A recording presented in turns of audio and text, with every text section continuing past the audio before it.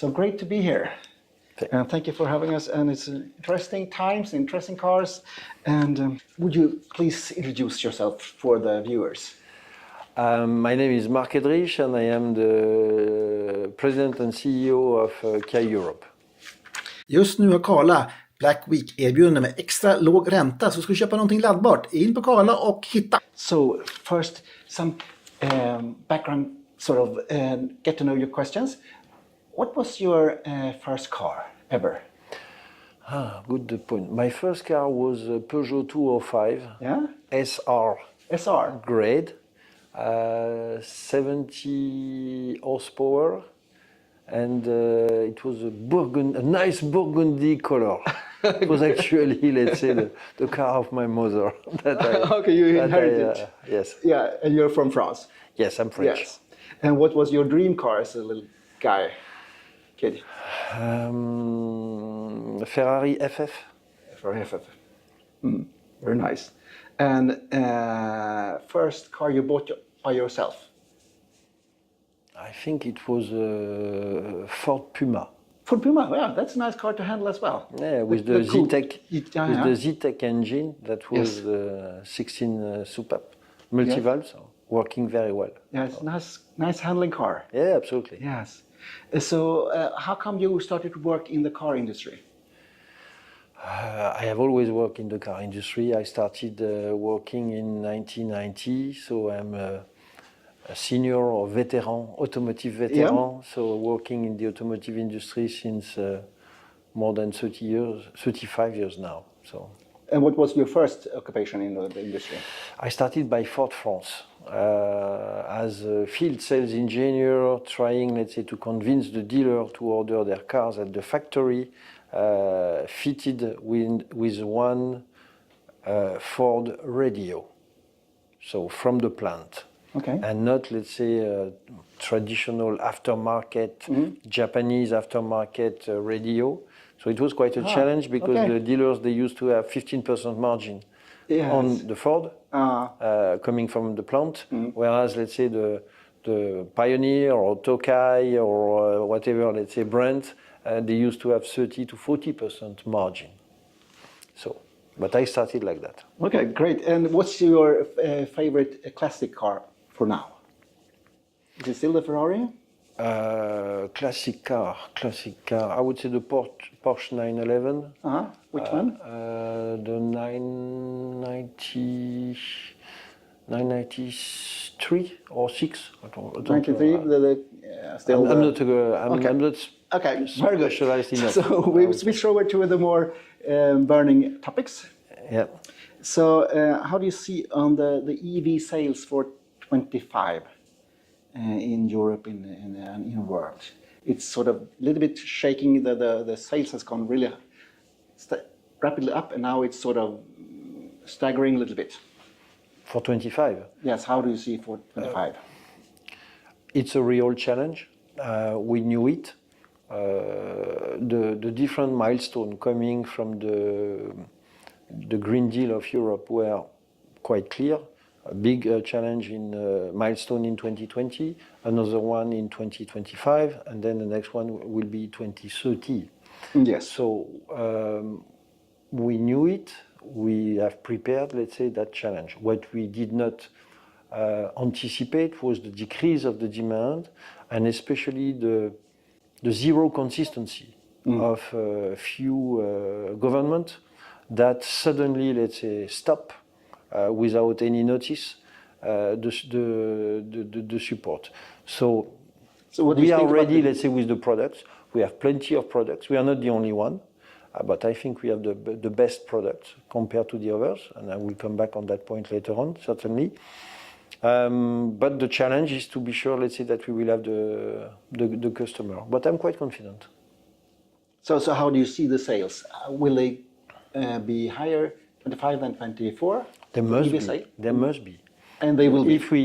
If we don't want to pay fine, when I say we, all OEMs, we must achieve, let's say, a certain mix of EV and PHEV cars. There are only two powertrains that are CO2 positive contributor, EV and PHEV. So there is no magic. you need to strongly increase the EV sales if you want, let's say, to avoid paying penalty. So our strategy in Europe, we don't want to pay penalty.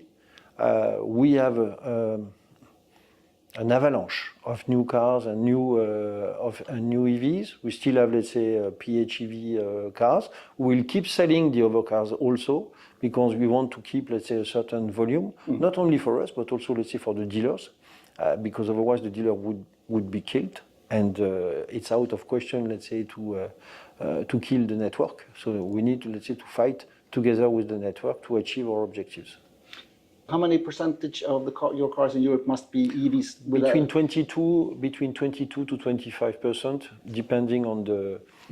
So you don't have to have the fine. Yes. Okay. So to make it simple, one EV equal 4 ICE. Very simple to. And what was the percentage? 24. It's completely different because the legislation, so that we highlight, it's minus 15% in 2025. It's much more complicated than that. You have the mass, which is also, let's say, changing, yes, I know. and you have, let's say, the weight of each powertrain, which is not the same. So the EV weight has radically changed. Same, let's say, with the PHEV weight. So it's difficult to compare. Versus 2024. The sales percentage of BEVs in 24, what will that be? In 2024, we are easily compliant. Yes. And we are going to sell approximately 70,000, 60 to 65,000 EVs, including in the UK, including in EFTA country. The percentage would be? 12, 13%, if I'm not mistaken. So you have just for the EV, just for the EV. You go for from 12 to 2025. Yeah. It's a big step. Absolutely. And the EV3 is one big puzzle. EV3 is a game changer. That car has the potential to become the main car of the household. Price-wise, it's also, let's say, very aggressive. In terms of product capability, it's very strong, up to 605 kilometers of EV range. You have tested the car. So we are confident that this is the right car at the right moment. The center of gravity of Europe is the C segment. And so we will have EV3, but we will have also, let's say, tomorrow EV4. We will have also, let's say, EV5. So we have some cars, let's say, to achieve our objectives. How do you see under the price war, and how will that affect your strategy? The price war was unexpected. I would say it started with Tesla in a little bit crazy manner. Tesla has destroyed the residual value, which is a big issue because they have destroyed a business model. And let's say the used EV have been heavily impacted, the dealers have been heavily impacted. The positive news, if I may say so, is that it seems that it's behind us. We see now, let's say, that the residual values are stabilizing. Okay. And the price war, it's more about, let's say, new products. I think all OEMs together, we are going to launch 80 new EVs covering different segments. A segment, B segment, C segment, etc., etc. So I would not describe it here anymore as a price war. It's new offers, let's say, that are coming on the market. It's not, let's say, the car that was existing or that is existing and for which the price is going, let's say, to decrease by 10 or 15%. So don't think few guys will do it, but I'm more expecting, let's say, new offers coming, let's say, to cover the different segments. It still seems that in China the price war is really on. In China, you have more than 100 Chinese producers. 80% are losing money. Yes. When you see how they enter into Europe, they are not necessarily killing the market because it would go against their interest. On top of that, it is likely that they will have some tariff. Yes. It has been approved. So if they if they continue the price war that they have in China, it will be definitely a lost battle for them. So I do not expect, and what I see today, you have decent and very good Chinese contenders, Yes. and they are not cheap. They have a price point which is quite high, and at a certain moment they will be like everybody. They will face also, let's say, a brand issue, because the brand is still very important. It is still in Europe anyway. China maybe not. When will the prices of BEV and ICE be on the same level, sort of? We are not far, actually. If you look at the so EV3, this is the launch of EV3. The car is 4.3 meters long. Yes. Okay. Seat is at 4.29. But EV3 has a wheelbase which is exactly the same as Sportage. And being a full dedicated EV platform, the roominess in the car is closer to the one of Sportage rather than the one of Seat. Okay?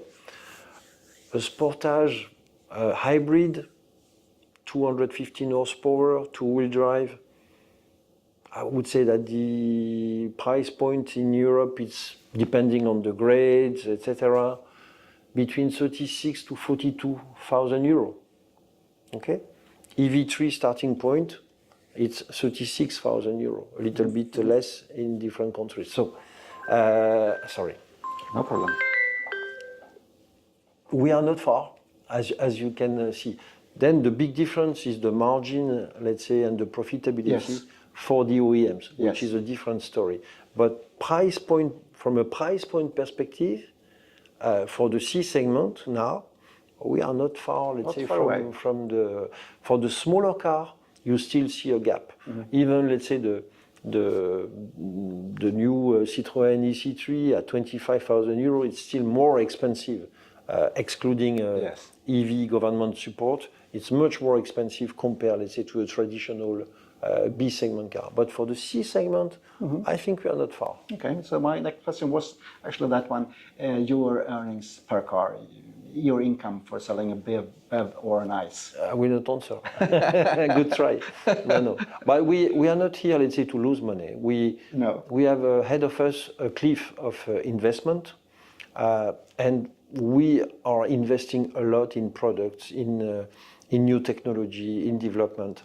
And to do that, you need, let's say, to earn money. So we want our dealers to earn money, and we want also, let's say, to earn money. And today we have still one of the best, or even the best profitability among the mass makers. So. And a lot of the German manufacturers say that they will back off on the EV progression, taking new models to the market and so on.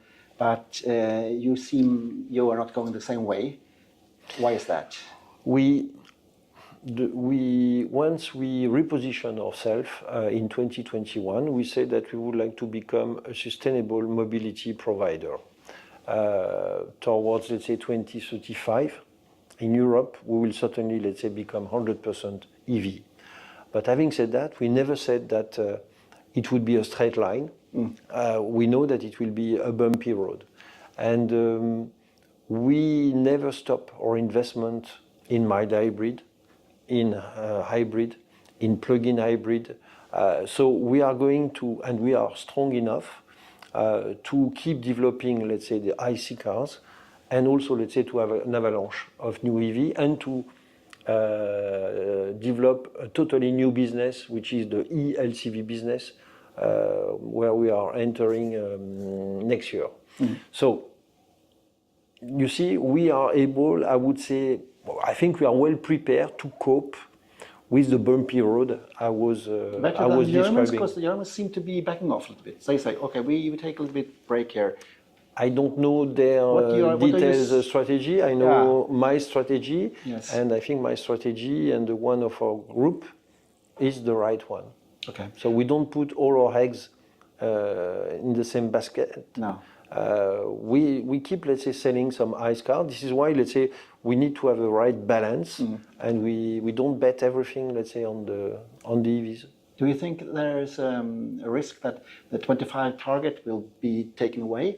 There are some lobbying for that. We are part of the ASEA, Yes. so we have signed the request, let's say, to the EU to mitigate, because we did our job. Yes. We are prepared. We have plenty of cars. If the government in Europe did not show some consistency and stop, let's say, without notice, in Germany they stopped the 15th of December or 14th of December, one day to another, they stopped immediately, 4,500 euros disappear. As in Sweden. Yeah. So we did the job, and we think that it would be really unfair to reward us with a massive fines, because I think it means that EU will shoot in its own feet. It's ridiculous. We are industrial. We have plenty of people working in the factory, working in research and development. Even if you are a Korean company, we have an industrial footprint in Europe which is super strong. So I think it's ridiculous. So I hope that Europe will positively, let's say, listen, let's say, to our request. We are not challenging at all the 2035 target, not at all. What we are challenging is the velocity, let's say, of the target year after year. The target was set in 2019 based on 2017 figures. Yes. And okay, now we will have, let's say, a new set of measures, let's say in 2026, but it's too late. If the industry has to pay 10 billion euros or 15 billion euros, depending on what you read left and right in the press, it will be in 25. Yes. So 26 is too late. So this is why we would like, let's say, to get some flexibility. So 25 is too early. Yeah. Yes. But 2035 is okay for you.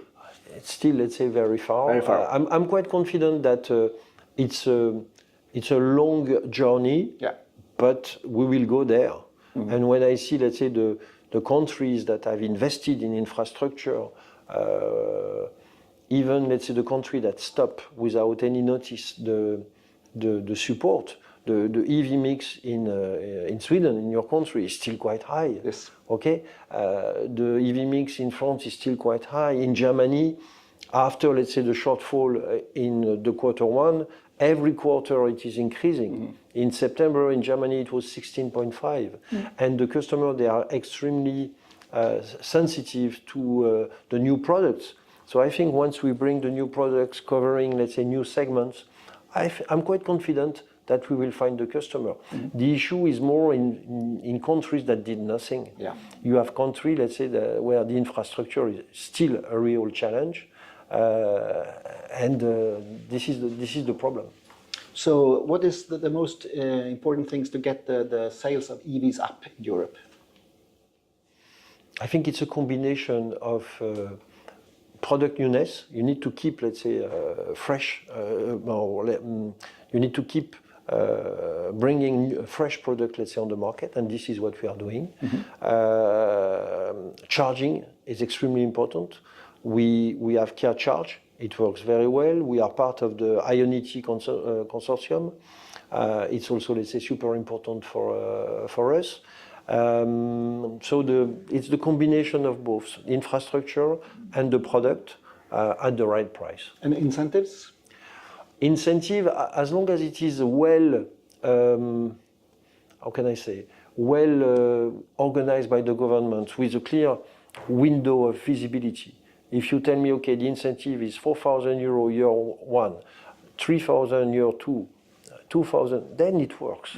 We need to have a visibility. We are industrial. Yes. We cannot, let's say, navigate from left to right in 2 months.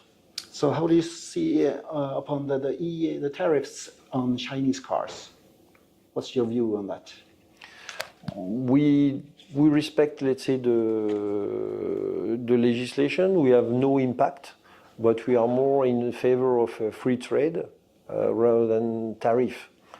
So this is the decision of EU. We have no impact for us. So I still don't know if they will be applied because there are still, let's say, ongoing discussion. Yes, they are. It is likely, Yes. but well, I think certain countries, they did not give up, let's say, the but negotiation. you think the tariff that's the right way to go, you think?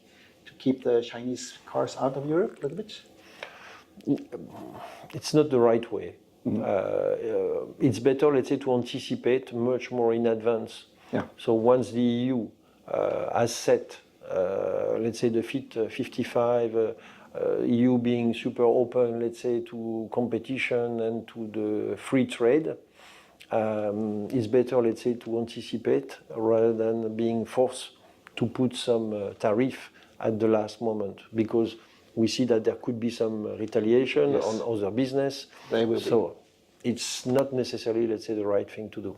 Can you keep up on the pace of development that the Chinese are doing on the electric cars? Can you be as quick as they are in developing new technologies or infotainments or whatever? I think we are the third biggest OEM. Yeah. We are earning isn't always the best. Yeah, but we are growing. Yeah. It's not only being, let's say, the biggest. It's also, let's say, we want to be the best. Yeah. And we are earning money. We have a clear vision. I think we are super, as a Korean company, future-oriented, new business-oriented.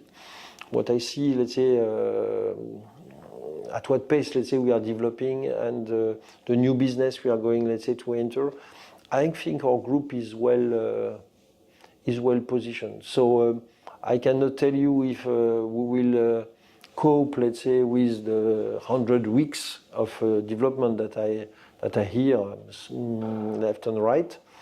I even don't know if it is exactly 100 weeks because it depends what you put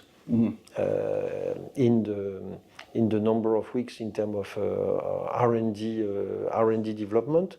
But I think we are ready, let's say, we are ready to face competition. And how are you doing in China? In China, we are growing. Our volume is growing. It's not easy, but our volume is growing. We recently launched EV5. So we are present in China, let's say, with the two brands of our group. Yeah.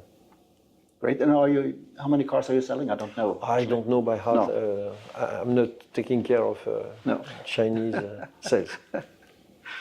Very good. I think that Europe will be flooded with Chinese cars with ICE or mild hybrids or...